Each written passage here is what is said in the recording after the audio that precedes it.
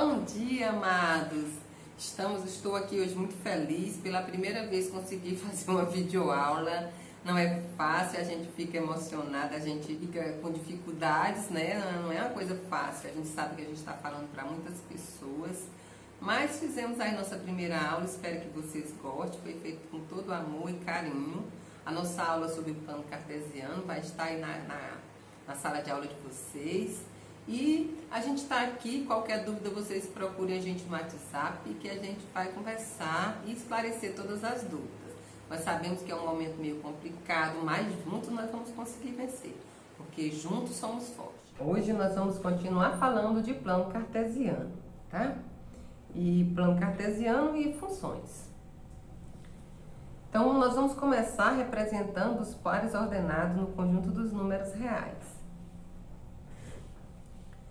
Nós vamos colocar um exemplo, né? E a gente vai acompanhando para a gente entender melhor. Então, o professor de matemática construiu um quadro com as notas dos seus alunos na última prova que ele aplicou.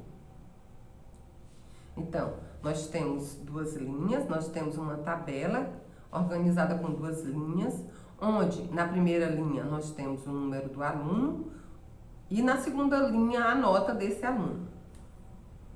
Então, o número 1, nessa primeira prova, ele tirou 8. O número 2 tirou 9, o 3, 10, o 4, 6. O número 5 tirou 7. O 6 tirou 6. O 7 tirou 5. O 8 tirou 7. O 9 tirou 8. E o 10 tirou 4. Então, esse aí, na primeira linha, nós temos o número do aluno. E na segunda linha, nós temos a nota do aluno. Então, com esses dados, nesse quadro, nós vamos representar também os pares ordenados, né? Vamos organizar os pares ordenados do nosso plano cartesiano.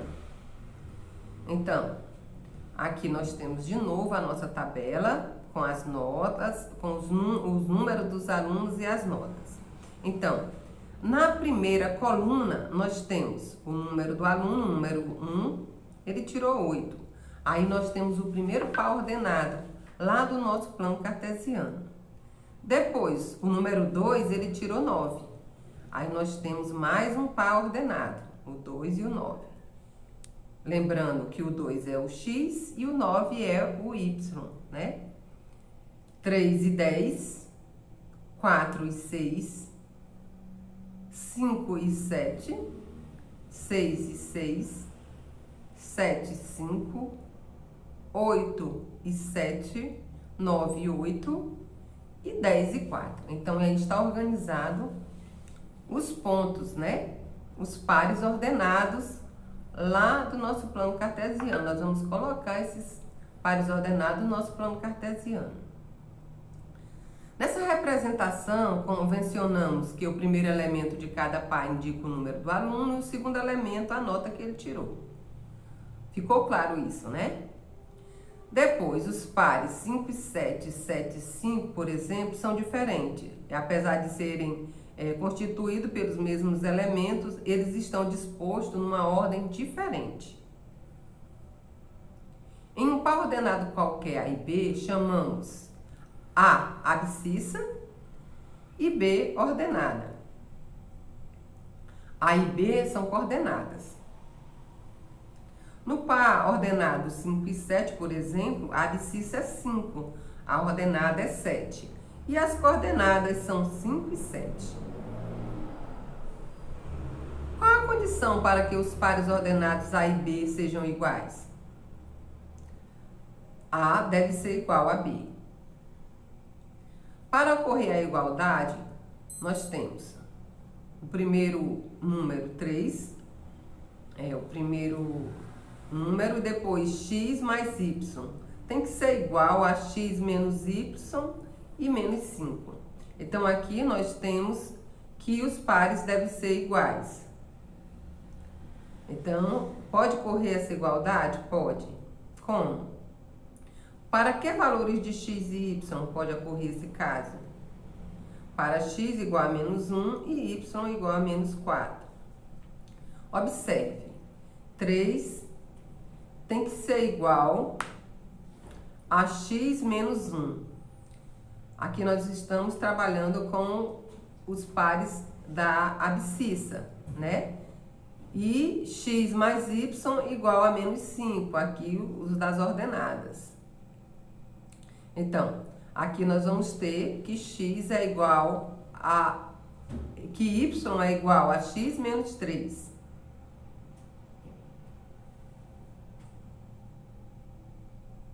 Substitui-se na segunda x mais x menos 3, que vai dar igual a menos 5. Então, 2x é igual a menos 2, assim x é igual a menos 1. Vamos colocar aqui, substituindo, né? Então, o y é igual a menos 1, menos 3. Então, nesse caso, o y vai ser igual a menos 4. Vamos estudar agora, de modo especial, o conjunto dos pares ordenado de números reais. Ele é representado por o R, que é os reais ao quadrado, e pode ser definido assim. Os reais ao quadrado. X e y são as nossas coordenadas. X pertence ao conjunto dos números reais e y também pertence ao conjunto dos números reais. Por exemplo, menos 3 pertence ao conjunto dos números reais, 2 pertence ao conjunto dos números reais. Então, nós temos o par ordenado menos 3 e 2, pertencendo aos reais ao quadrado. Você já sabe que os números reais podem ser associados a ponto de uma reta, a reta real ou eixo real. Você também sabe que os pares ordenados de números reais podem também ser associados a pontos. Essa correspondência se dá por meio do plano cartesiano. O plano cartesiano é determinado por dois eixos perpendiculares que se interceptam na origem zero de cada um deles. Aqui nós temos o nosso plano cartesiano, temos o eixo das abscissas e o eixo das ordenadas. Aqui nós temos o ponto inicial, que é onde é zerada a função, no 0, 0. Aqui é a origem, né? A origem, onde origina todo o plano. A origem desse plano cartesiano, ponto 0, 0. Aqui nós temos A e B, formando um par ordenado, um ponto, né? Aqui nós temos o par ordenado A, B, que é um ponto. O eixo horizontal X é o eixo das abscissas, orientado para a direita. E o eixo vertical Y é o eixo das ordenadas, orientado para cima. Observe os pares ordenados abaixo. A, menos 7 e 4. B, menos 3 e menos 2. C, 2 e menos 1. D, 9 e 2,1. E, 7 e 0. F, 0 e 3. G, pi e 5. H, menos 3 e 0. I, menos 6 e menos 7 meios. Na figura seguinte, vamos marcar os pontos correspondentes a esses pares ordenados. Aqui nós temos o plano cartesiano e temos aí o nosso par ordenado, menos 7 e 4. Onde nós vamos colocar esses pares ordenados? Aqui, olha que interessante. Vamos contar aqui. Aqui as casinhas, né, estão separadas nessa malha, né? E aí nós temos menos 7 no eixo das abscissas e 4 no eixo das ordenadas. O outro ponto, menos 3 e menos 2. Tá? Menos 3 nas abscissas, no eixo X, e menos 2 no eixo das ordenadas, no Y. Temos aqui 2 e menos 1. O X é o 2 e o Y é o menos 1. Encontramos o ponto C. D, 9 e 2,1. Então, 9 é o X, está no X. E o 2,1 está no eixo Y. Que é 7, 0. Então, vai ser só no 7, né? F, 0 e 3. vai ser só no 3.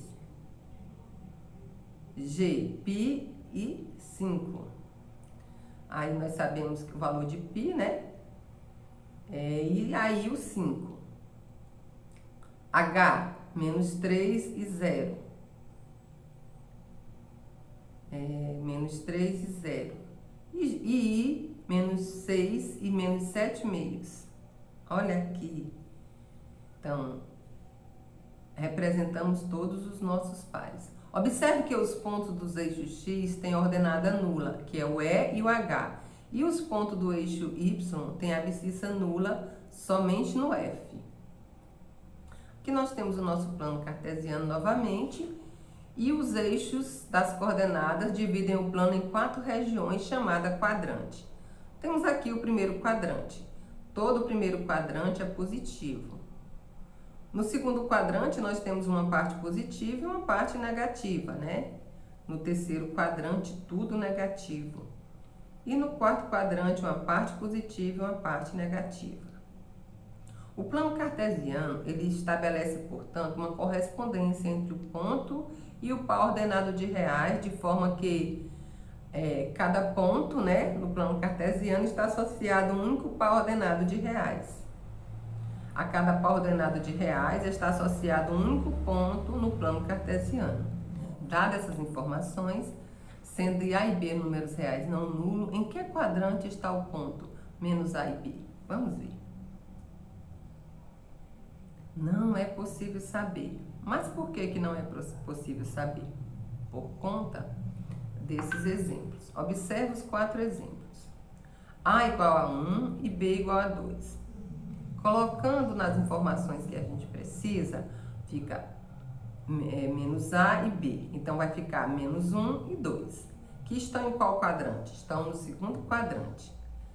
Então, sendo A igual a 1 e B igual a menos 2, pegando as nossas informações ali de cima, nós temos menos A e B. Então, vai ficar o menos 1 e menos 2. Que estão em qual quadrante? Estão no terceiro quadrante. Então, A igual a menos 1 e B igual a 2. Onde vão estar? Pegando a informação, vai ficar menos A e B, que é igual a 1 e 2. Onde está? No primeiro quadrante. A igual a menos 1 e B igual a menos 2. Vai estar onde?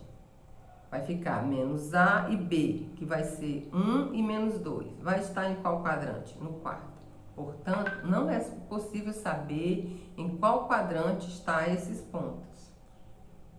Podem 2 pares ordenados distintos serem representados pelo mesmo ponto no plano cartesiano?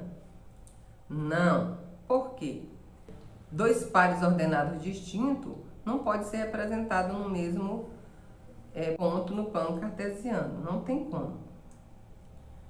Então, nós vamos falar um pouquinho também a respeito das funções, né? Introdução às funções. No universo, as coisas dependem umas das outras. É uma relação de dependência que faz do mundo um organismo vivo, dinâmico, cujos elementos se comunicam, se relacionam e interagem continuamente. Estudar, representar e analisar as relações de dependência entre as grandezas é o objetivo básico da ciência desde seus primeiros momentos.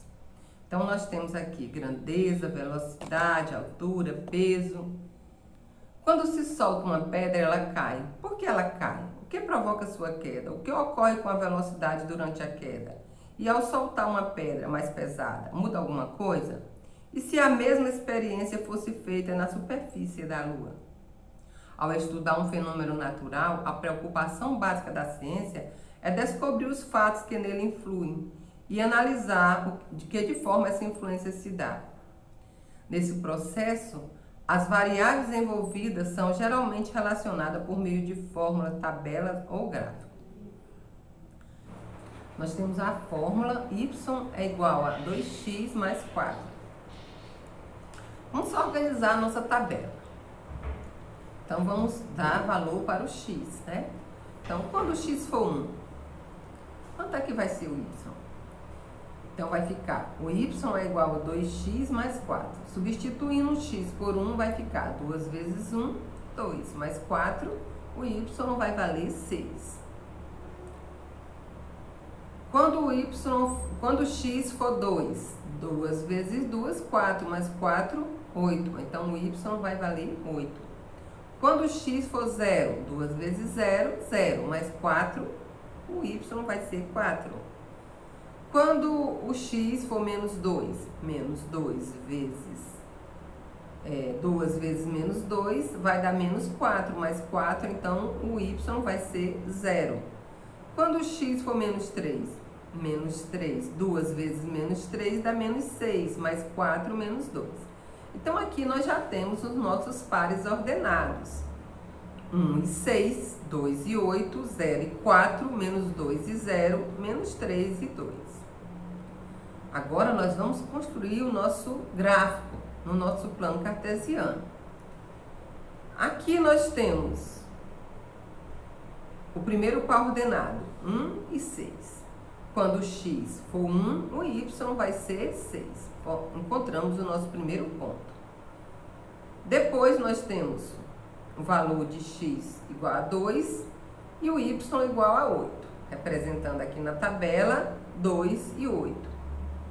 Depois nós temos 0 e 4. Nós marcamos o 0 e o 4. Depois menos 2, quando o x for menos 2, o y vai ser 0. Depois nós temos menos 3 e menos 2.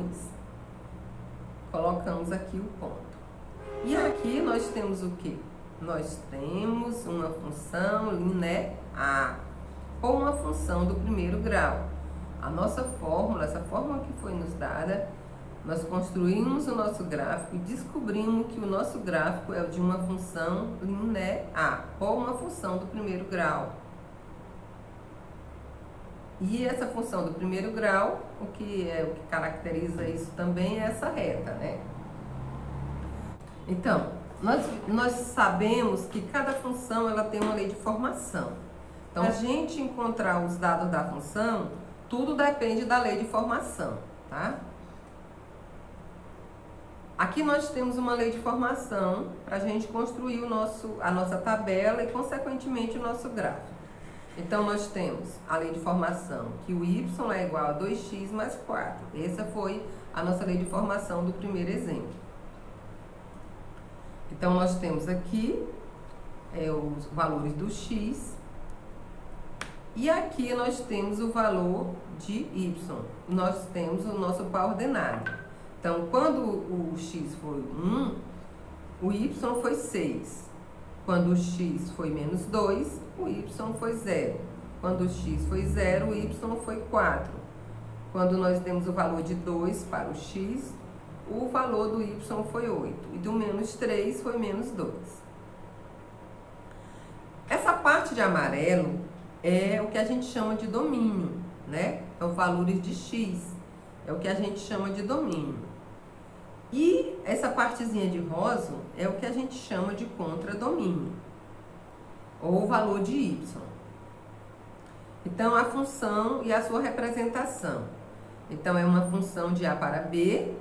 Aqui nós temos o domínio e aqui nós temos o B, que é o contradomínio.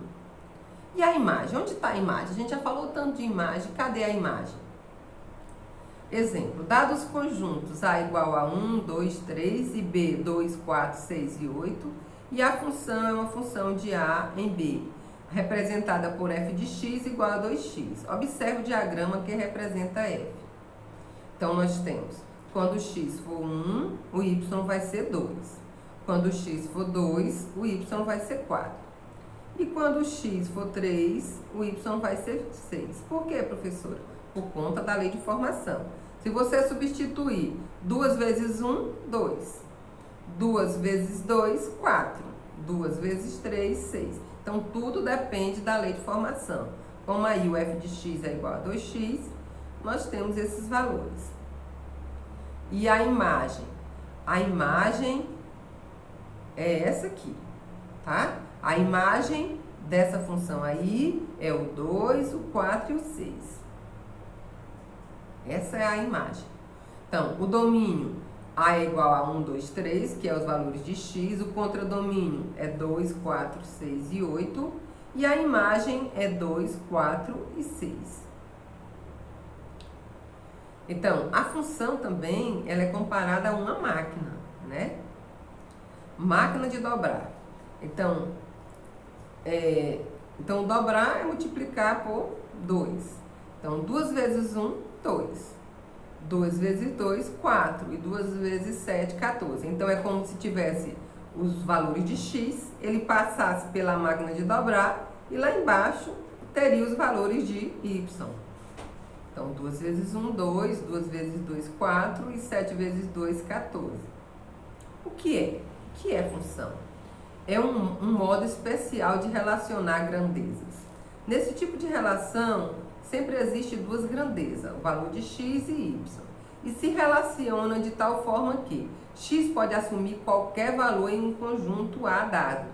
A cada valor de x corresponde um único valor de y em um dado conjunto B. E os valores que y assume dependem dos valores assumidos por x. Então, nós podemos observar x pode assumir qualquer valor. Cada valor de x corresponde a um único valor de y em um dado conjunto. Os valores que o y assume dependem dos valores assumidos por x. Então, se o x, dependendo do valor de x, o y vai ser diferente ou não. Então, nesse caso, é função? Sim, é função, porque cada elemento do x, ele tem um único representante no y. E o valor do y, como eu já falei, ele depende muito do valor do x. Então, nesse caso aqui, também é função? É função, porque todos os elementos do conjunto x têm representante no conjunto y.